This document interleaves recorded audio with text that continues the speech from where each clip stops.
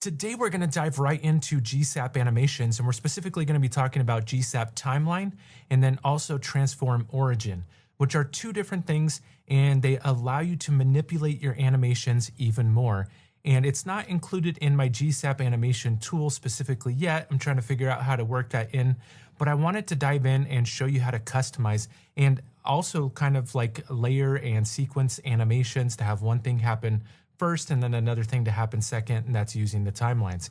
So we're really going to create something like this. And so if I click on the treasure, notice how it goes down, pops up, and then we have some diamonds that animate out. If I click on it again, the diamonds animate back and it kind of bounces back where it was before. You cannot do that out of the box with Storyline, so that's why I wanted to just dive into that, and I really accomplished that using the GSAP timeline and also the transformOrigin. So we'll talk about both of those. So let me go ahead and dive in, and let's start with the basics. So I'm going to go into this basic shape here, and we're going to create a JavaScript trigger. Now I'm going to come down to the execute JavaScript trigger. So down at the bottom here, and in the execute JavaScript trigger, what we're going to do is just start out with some basic animation. Now this one you can get to my GSAP animation tool. So if I go into apps and then I go down to my GSAP animation tool, that's how you can get to it. And you can sign up for free. I'm not going to charge you for this, so you can go ahead and sign up for free. You can create different GSAP animations. You can grab the code, copy and paste it into your Storyline project pretty easily. All right, so I'm going to go in and just create a simple one for now. We need to grab the ID of this object, and you can do that in a couple different ways. So if I go into execute JavaScript and click on that, I can just say rectangle1, click on add, and there's the ID. Now this is kind of duplicate, but I like to just have it here so I can copy the code in one spot, and I can name it rectangle if I wanted to, rectangle1, just right there. Now it updates the code. If you have not used my tool at all, as you start to add different options, it will start to update the code. And as it updates the code, then you just copy and paste it into it. So that's one of the benefits of doing that. So what we're going to do is we're going to rotate first of all, because what I want to do is show you the transformOrigin. This allows you to anchor a certain part of the shape when you do things like rotation, or when you do things like if you want to squish the animation, you want to keep it anchored down at the bottom. That's where the transformOrigin comes into play. So let's go ahead and just do a rotation for now, and we're going to do 180. Now, I don't have the transformOrigin here. This is where I still need to build it into my GSAP animation tool. If I'm still trying to kind of work through that, because this is where it starts to add a little bit more complexity, because you're adding different sides and other things like that. But I am working on that, so make sure you stay tuned for that. At this point, I'm just going to copy the code and then come in here, and we can get rid of that other code, and we could just paste it right there. Now, if I bring this down a line, let's just focus on the rotation here. If I preview this right now, we'll see what happens, and just so we can see, even before we add the transformOrigin, what happens out of the box here. All right, so if I click on it, you'll notice that it rotates 180 degrees. But the anchor point of that object is center. It's directly in the rectangle, center of the rectangle there. So we want to change that. We want to have it anchored on the top left-hand side, or we could do it on the top right-hand side or the bottom left-hand side. So that's where the transformOrigin kind of really comes into play. So I'm going to just exit out of that and then click on this. And this really comes in handy if you're animating objects, especially if you wanted to animate something like an arm, for example, where you need to have the anchor on the person's arm, and that's where it will stay. So that's really why you'd want to use the transformOrigin, something like that. I wouldn't do a whole complex arm inside of Storyline, but it's possible. You can go in and you can do something like that. All right, so I'm going to come in, and in the transformOrigin, I'm just going to add a comma, and after the end of comma, let's just add transformOrigin, and then capital O, and then a colon, and then this is where we provide the values. Now the values depend on what the anchor is that you want it to be. So if I want it to be anchored to the left, I can go ahead and say you need to have two values in here. So left and then top. We're going to anchor it to the left, and we're going to anchor it to the top. Now I could do right top, right bottom, or left bottom as well. So it's usually the X value, which was left or right, is going to be first. The Y value, which is up and down, is going to be top and bottom. So I'm going to go ahead and click OK. And now if I preview this, we might run into one issue, because I think we need to actually use it as a query selector. Yeah, so it's not working yet. So what I'm going to do is come over here and use this as a query selector. So Storyline references objects as objects, but if it doesn't work, and sometimes things do work depending on what you're wanting to animate, sometimes things do work with the object, but sometimes things do not work with the object. So if you're finding that it's not working with the object, all you have to do is swap it over to Query Selector, and then it's a little bit different right here. So I can just go ahead and copy that code. We will have to rewrite the transform, and that's okay. So let's just copy and paste the code there. And now I'm going to go ahead and just add a comma. So transform origin, and then colon, and then we're going to do left. And then this does need to be inside of quotes. So I'm going to do 0. Let's start with like the pixel value. So 0, 0. And that is, let me make sure it's 0 here. So 0 pixels. And there's different ways to kind of target the top, the left, the right, and stuff like that. But let's start out with this right here. So this will be the top. So the X value is always first, and then the Y value is going to be 0. So it always starts out in the top left-hand side here. All right, so now let's go ahead and preview this. And notice how it anchors to the top left-hand side. So if I want to get the exact width and find out what the pixel width of the object is, I can do to the top right. Or you can actually do it a little easier. So if I come in here, instead of the pixel value, you could actually come in here and say left top. So just by doing that, it'll do the same thing. So that you're basically saying the anchor is going to be the top left-hand side. So now if I come in here, it does the same exact thing. Now I could actually come in here and do a little different. So let's go, instead of left, let's actually do right top. So right top, and then click OK, and it's going to anchor to the right. So it's going to be the animation. I may need to change the animation, the rotation and stuff, but we'll take a look at what this does here. So I'm going to go ahead and click on that, and notice how it sticks to the top right-hand side. So we could do that, or I can do percentage where I say 100, which is going to be X value 100. So all the way to the right, and then also all the way to the bottom. So that's going to be basically 100% is going to be here. 100% is going to be here. So it's going to anchor it down to the bottom right. It depends if you're feeling more comfortable with bottom right, just the word bottom and then right, or right and then bottom, just do that. All right, so I'm going to go ahead and preview this now. This allows us to anchor the treasure. Once we get to the treasure, allows us to anchor the treasure to the bottom. Because when we start to squish the scale, if we don't do this and we don't anchor it to the bottom, it's going to just squish it and move both the top and bottom up, and that doesn't look realistic there. All right, so I'm going to click on that and notice how it anchors it to the bottom right-hand side. So much you can do with that just off of that. You can have like a rotation, a clock rotates, or just, in fact, I want to do that right now.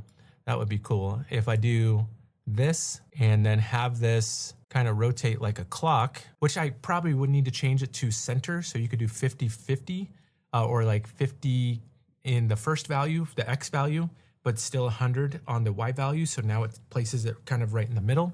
But let's go ahead and do that. And notice how it's now like a clock. Like I mentioned, you can do so many possibilities. You can animate 2 objects at one time, and opens up a lot of possibilities with customization. So just that alone could have been its own video, but we're going to take it a little bit further. So let's go back into here. And what we're going to do, I'm going to animate this, or just stretch this back out, is now we're going to start animating on a timeline. Now GSAP timelines allow you to do one animation after the other.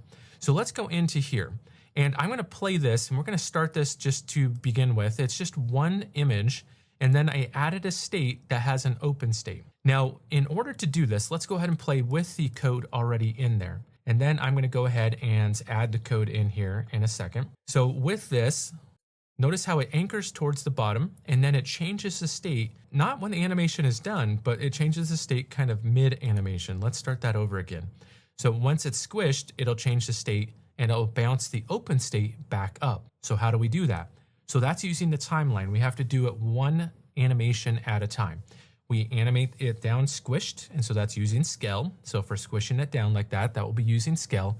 We then swap we do something called on complete. So once that animation is done, we then change the state of the object, and then we finish and then we continue the animation, and we'll walk through that. All right, so let's go back into here, and I'm gonna pull this code up, and what we're gonna do is just walk through this code.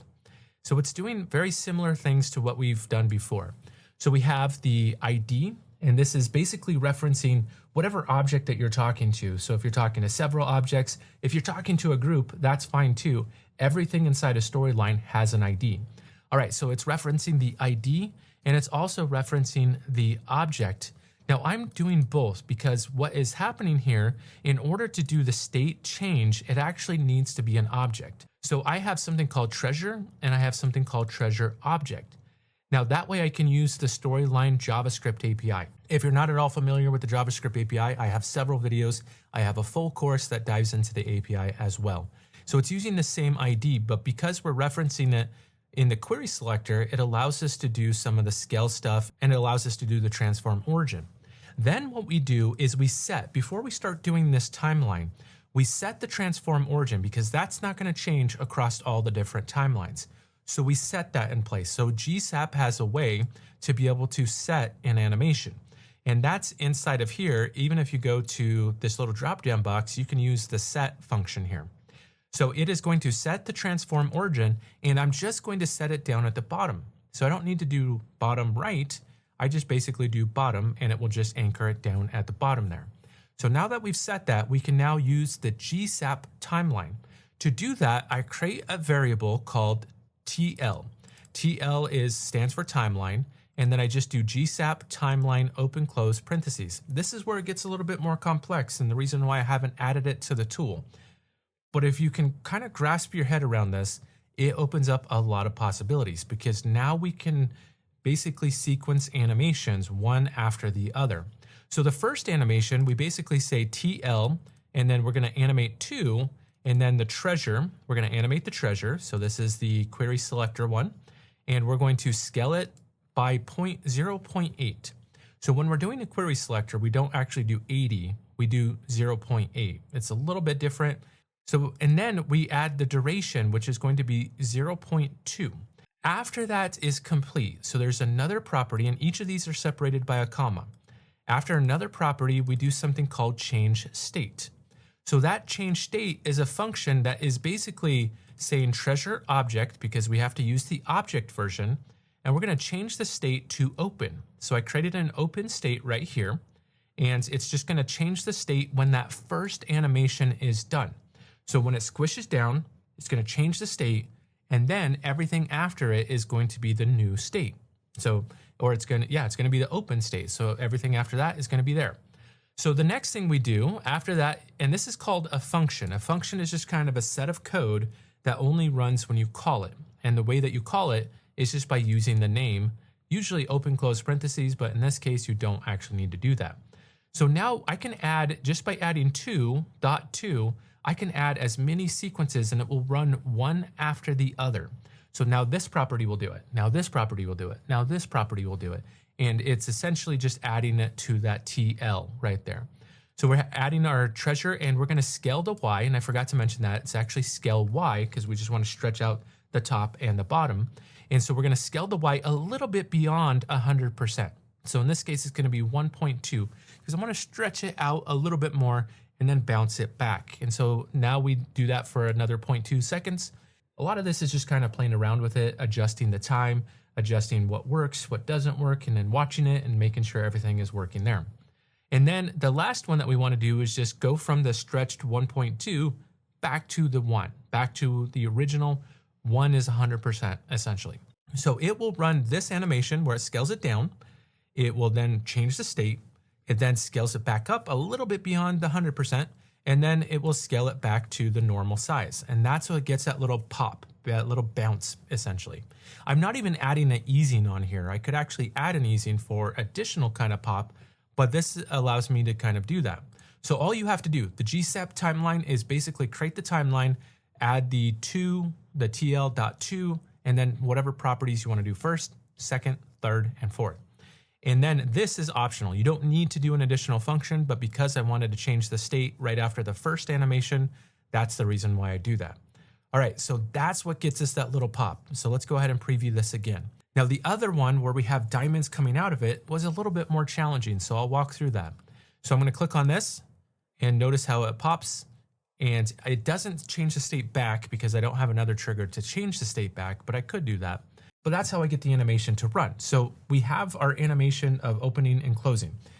However, when I created it so the diamonds would come out of it, it created a little bit more of a challenge. So let's go ahead and dive into that page. And you can download the sample files if you head on over to my website. Just check out the description below. You can download the sample files here and walk through this code and take a look at everything that I've done here. All right, so this one I could not actually use states. The reason why is because I wanted the diamonds behind the object. I wanted the diamonds behind this door, for example. And so I have the treasure before it opens, and that is just one image. But let's go into our timeline, and I'm gonna just hide where it says treasure closed. So in this case, it is a group. So I actually grouped it, and I did not put it inside of a state. And I had to cut the image right at the top so I could put the diamonds behind it. And then I put the diamonds, let me stretch this out a little bit more. You can see that the bottom is right there, but then I put the diamonds right behind that bottom of the treasure. So that's how I cut it. Anything that you want to come from behind, even though it looks like the same object, you kind of need to crop the image to say anything that is going to cover it is going to be one image, anything that's behind it is going to be another image. And then if you group it together, here, you can then place the diamonds, and then the top one, because the diamonds need to come in front of this, they need to be on top of that top treasure here. But if you create that and then you select the outline of that group, you can get that ID. So you can animate the entire group. So what happens now, let me go ahead and show this again. What happens now is it will animate in the same way. And instead of changing the state, what we're doing is we're hiding and using opacity to hide the one object and then show the other object. So I'm going to click on this. Notice how it just does the same type of animation, but now it's basically expands out and has the diamonds come from the bottom. A little bit more challenging, but let's walk through the code here, and I'll walk through exactly what's happening. So this is the first code. So this code happens as soon as the timeline starts. So we're having our treasure open, and what I'm doing is the open treasure, right now, the opacity is set to 100. So what I want to do is set that to 0. I want it to be gone, not visible at the moment. So that happens as soon as the timeline starts. The next thing is, okay, animate treasure. So this will animate the treasure, and I had to do a couple different things. And so you have to reference the treasure open, the treasure close, both as the query selector, but because I'm also changing the depth and kind of changing what's on top and what's on the bottom, I had to go to the object as well. So I'm bringing both of those in as an object and as query selector. If you know an easier way of doing that, I was playing around with it and I couldn't figure out an easier way. And so maybe inside just keeping it as a query selector, I could change the state, but that would have to play with the Z index, and I just wanted to use the JavaScript API. So that's kind of the reason why I did that. So I then reference all of the diamonds. So diamond 1, diamond 2, diamond 3, and diamond 4. Then what I do is I set the center bottom. So in this case, I did the center and bottom for both of them. And I did this in a GSAP set. So if you add inside of brackets and then a comma, you can target 2 different objects at the same time. Then everything else is pretty much the same here, at least from this part in our timeline. So we have the treasure close, and now the treasure close I'm animating down, but then this is what changes is now I'm gonna, because they're separate objects, I have to animate the treasure up to go back to, it's gonna start out squished, and then it's gonna go back to the beginning there. Everything else is there, but then I'm animating, I have another on complete, and I'm animating the diamonds. And so these are essentially just doing a simple Y, X value, rotation, and then an easing with some duration there. And then I added a delay to have it do one at a time. So that's just basic animation inside of GSAP. But the change state is a little bit different. What I'm doing is I'm setting the treasure to be the opacity to be 0. So immediately it's not animating, it's just setting it. And then I'm scaling it back to 1 because when I bring it back, I want it to be back to the normal kind of 1 size. Then I'm changing the depth. Now the depth is a Storyline JavaScript API. So you can adjust what shows on top, what shows on bottom. And so in this case, I'm setting this to the bottom. So I'm setting it to 0. Then I'm taking the treasure open and I'm setting that to 1. And then I'm adjusting and putting it on top of the other object. So kind of couple sequences that I've had to do in order to make this work. But by doing that, I'm then able to get the animations or the diamonds below to animate from inside of the treasure. So a couple different setups, a couple different things that I had to do. And I wanted to walk you through that. If you wanted to just understand, if this was a little bit too much for you and you wanted to understand the basics of GSAP animation, make sure you check out my other videos here, but also check out my full course that covers everything, the basics, JavaScript, variables, all those different things from scratch as well. Now, you could actually use ChatGPT, you could use Claude to help you out with some of this code as well. It doesn't 100% always work perfectly when you copy and paste it into Storyline, but if it's gonna save you time, you could train it inside of Storyline to say, this is how I reference the objects and so forth, which I cover in my course as well. All right, so let's go ahead and take a look at this one more time. And like I mentioned, I'll have a link where you can download the files and walk through the files yourself here. So let's go ahead and click on this. And we see the diamonds come in, click on this again, which when I click on that open version, it actually returns, it just basically goes backwards on everything.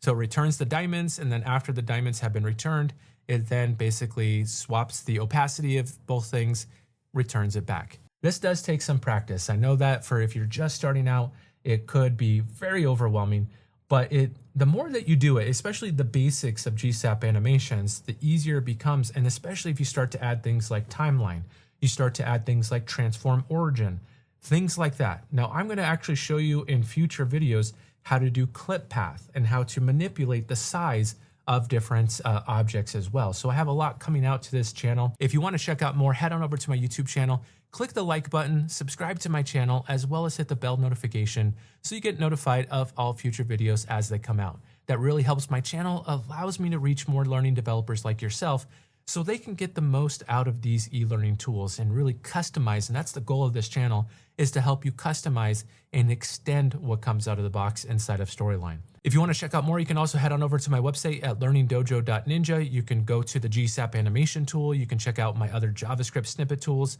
my certificate tool as well, coaching tool, Dream Crusher, checklist. You can check out full courses covering everything from A to Z in Articulate Storyline, 5 coding fundamentals, JavaScript for Storyline, the course I was talking about, and then AI and Articulate Storyline, XAPI fundamentals, Articulate Rise Custom Scorm, and more.